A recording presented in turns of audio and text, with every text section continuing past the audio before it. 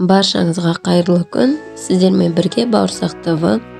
Бүгін біз борщ көжесін ерекше дайындау тәсілін бөлісетін боламыз. Видеоны соңына дейін көріңіз.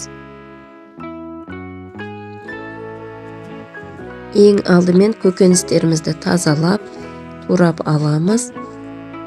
Барлық қажетті заттарды видеоның астына жазып кетемін. Барлық көкөністерді тураймыз, ал қызылша мен сәбізді бүккіштен өткізіп аламыз. Етімізді әбден дұрыстап салқын сумен жуып аламыз да, үлкен кастрюльге салып, үстінен суық суымызды құямыз. Етімізді отқа қойып, бетін жауып қоямыз. Қайнаған соң көбігін алып, тұзын салып, астын азайтамыз. Баяу отта 1 сағат қайнатамыз. Арнамызға тіркеліп, қоңырауды басып қой. Комментарий қалдыруды ұмытпа. Табамызға майымызды құйып қыздырамыз. Оған пиязымызды,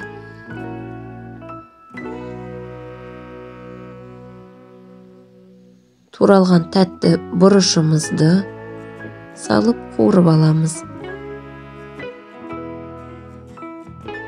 Қуырылып жатқан пиязымыз бен бұрышымыздың үстінен қызанағымызды саламыз. Барлығы бірге біраз уақыт қуырылып алған соң үстінен томат пастасын саламыз. Видео ұнаса, лайк басып, комментарий қалдыра кетіңіз.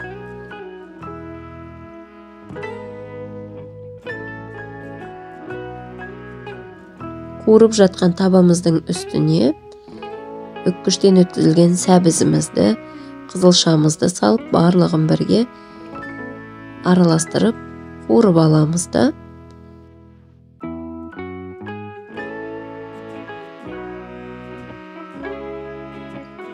Сорпадан 1-2 ожау сорпа құямыз.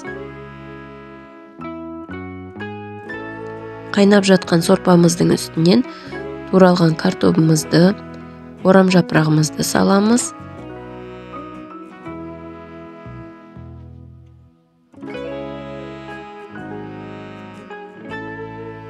Үстіне табада қуырған көкөністерімізді салып, барлығын бірге картобымыз піскенше 15-20 минут тағы да қайнатамыз.